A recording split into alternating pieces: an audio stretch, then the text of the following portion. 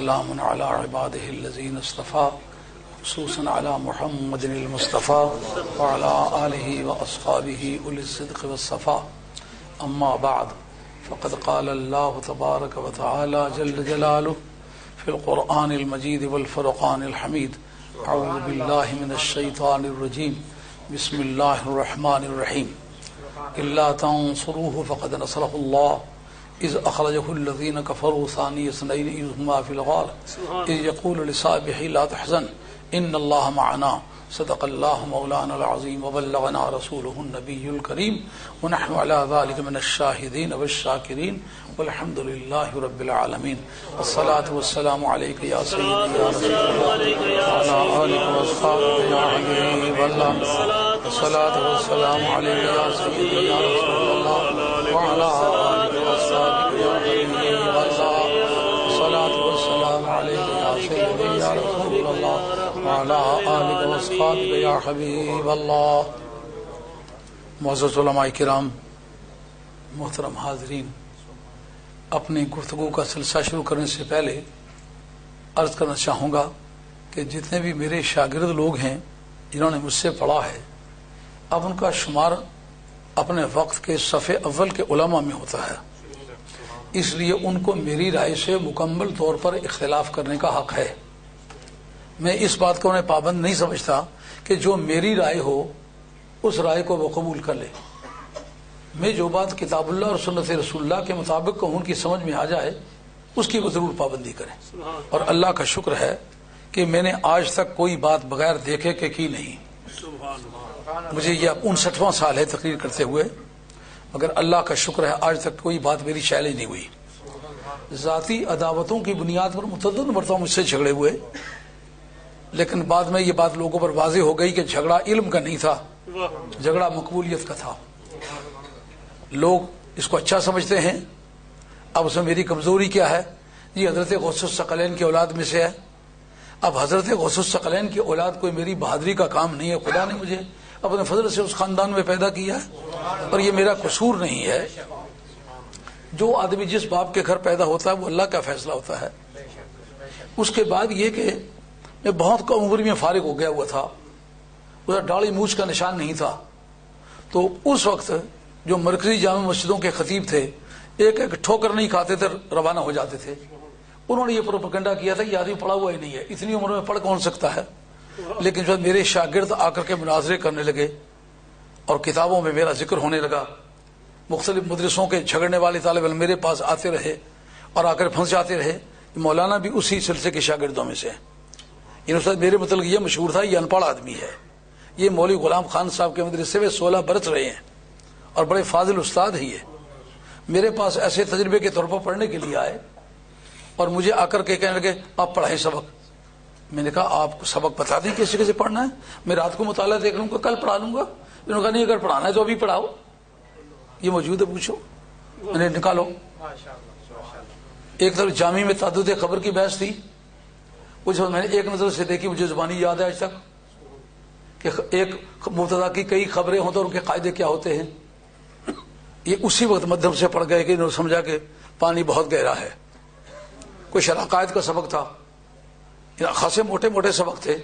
ادائے کا کوئی سبق تھا. اس دن کتاب الوصیت پڑھا رہے تھے جن میں وہ مولوی عبدالعزیز صاحب پھنس گئے تھے. میں نے ان کو کہا تھا، میں نے کہا اس جملے تک آپ میرے ساتھ رہے ہیں، اس کے بعد آپ میرے ساتھ نہیں تھے. اس وقت انہوں نے مانا کہ واقعی یہاں تک میں نے سمجھی ہے بات، آگے نہیں سمجھی. تو اس کے بعد پھر چلتا رہا کام اور مختلف مراحل سے ہم لوگ گزرے. اور یہاں آ کر کے بھی ہمیں مختلف دوستوں سے سابقہ پڑا. پہلے تو دوسرے عقیدے کے لوگوں نے ہمارا راستہ روکنے کی کوشش کی، لیکن جس دن سے ہمارا ان کا آمنا سامنا ہوا پھر اس نام کا کوئی آدمی ہمارے مقابلے میں آیا نہیں، نہ یہاں نہ وہاں. وہاں جا کے لاہور میں ایک مرتبہ مشہور کیا. وہ شاہ صاحب ہمارے مقابلے میں ہار گئے تھے. تو مجھے بچپن کا ایک واقعہ یاد تھا. اسکول میں ایک لڑائی ہوئی تھی، ایک بڑے سائز کا لڑکا تھا، اس کو میں نے مارا تھا. وہ شرارتی آدمی تھا. وہ ہمارے گھر میں گلا لے کر کے آیا تھا کہ ان سارے سیدوں نے مل کے اسے آپ بیٹھے بات نہ کریں، میں اپنے بات کو سمجھتا ہوں. تو انہوں نے کہا کہ سارے سیدوں نے مل کے مارا. میں نے کہا سارے سیدوں نے نہیں مارا، میں نے اکیلے میں مارا. اس نے کہا صاحبزادہ کہتا تو ماری دینا میں کالو نہ پتر نہ کالے چورا نہ پترا ہوں یہ ساری باڑی تھوڑے نہ کرا میں کہتے باہر کٹ سوں. میں اٹھ کے نا ایسا اپنا پاجامہ اڑسنے لگا, اس کی لاتیں کانپنے لگی. میں نے کہا اب دیکھ لے کس نے مارا ہے اور کس نے مار کھائی ہے. میں اس کے یہاں تھا. میں نے لاہور میں یہ بات ان سے کہی. میں نے کہا وہی بات جو مجھے کبھی بچپن میں پیش آئی تھی آج وہی بات پیش آئی ہے. بہتر یہ رہے گا کہ آپ میدان میں مولوی صاحب کو نکالیں. اگر میری لاتیں کانپیں تو میں ہارا تھا, اگر ان کی لاتیں کانپیں تو وہ ہارے تھے. منس بے گان کا ہرگز نڈالم کے ہر چت بامن کا آشنا کرد. پہلے بیگانوں کی بات تھی, اب اپنوں کی بات ہے. بات ہے حضرت صدیق اکبر رضی اللہ عنہ کی. اور میں آج نابالغ نہیں ہوں, آج میں نانا بھی ہوں دادا بھی ہوں. جب میری داڑھی مونچھ کا نشانی تھا وہاں سے کام ہم نے شروع کیا. اور میں اپنے ضمیر کا بے باک ترجمان ہوں. میں موسمی قسم کا مولوی بھی نہیں ہوں, موسمی قسم کا نعت خوان بھی نہیں ہوں. ہم نے کلیام شریف میں جو قوالی کرتے دیکھے نا, خواجہ کلیامی کہہ کے انہوں کو گولڈیشی ہم نے قوالی کرتے سنا تو خواجہ کلیامی کا نام نکال کے خواجہ گولڈوی کا نام لگا لیا. انہیں موسم کی تبدیلی کے ساتھ لوگ بدلتے ہیں, میں نہیں بدل سکتا, مجھ میں یہ کمزوری ہے. میں خاندانی طور پر ایسے خاندان کا آدمی ہوں, موت قبول کر سکتا ہوں, اپنے موقف کو چھپا نہیں سکتا اور نہ اس کے اندر کوئی تبدیلی لا سکتا ہوں. اور جب تک کوئی بات میں نے سمجھی نہیں میں نے کی نہیں. جو کی ہے وہ دیکھ کے کی ہے, سمجھ کے کی ہے, کتابی ریکارڈ کے مطابق کی ہے. اور سنیت جتنی اس وقت کے نوجوانوں مولانا کی عمر ہے نا, اتنا میرے پڑھانے کے زمانے کی عمر ہے. میں نے بہت اچھی طرح سے سنی مذہب پڑھایا ہے. جو کچھ سنیت کے ریکارڈ میں لکھا ہوا وہ عرض کیا ہے. آج میں اس شخصیت کی بات کرنے لگا ہوں جس کا نام ہے حضرت ابو بکر صدیق رضی اللہ تعالی عنہ. وہ صرف اس امت میں افضل نہیں بلکہ سابقہ امتوں میں بھی افضل ہے. یہ عقیدہ اپنے آغاز آرزو سے لے کر اختتام جستجو تک یہی ایک رہا ہے اور رہے گا. لیکن یہ عقیدہ جو میں رکھتا ہوں یہ ساری امت کا عقیدہ ہے نہیں, ساری امت کا عقیدہ نہیں. اہل سنت کی جمہوریت کا یہ عقیدہ ہے. یعنی یہ کہ حضرت صدیق اکبر رضی اللہ عنہ اس ساری امت سے بھی افضل ہیں اور پہلی امتوں سے بھی افضل ہیں. یہ میرا ساری زندگی کا عقیدہ ہے. ایک مرتبہ کو ایسا بتا دو کہ تقریر میں نام کیا ہو تو سرتاج امت مصطفیٰ نہ کہا ہو. پوری امت مسلمہ کے سرتاج کی بات کرتا, کہا کہ نہیں کہا, کسی سے ڈر کے تو نہیں کہا.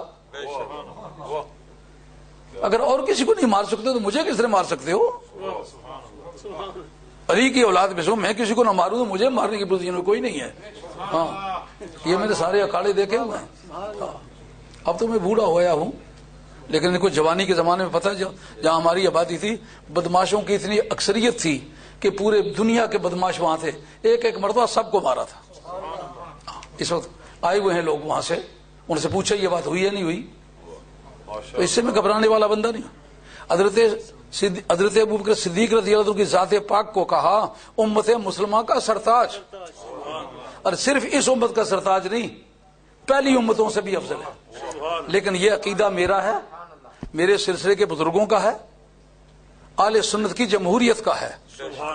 یہ سارے عالم اسلام کا یہ عقیدہ نہیں ہے, بہت سارے لوگوں کو اختلاف ہے.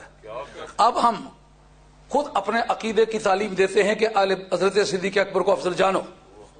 میں جانتا ہوں جو میرے عقیدے کی سچائی پر یقین رکھتا ہے وہ حضرت صدیق اکبر رضی اللہ عنہ کو اس امت سے بھی افضل سمجھے, سابقہ امتوں سے بھی افضل سمجھے.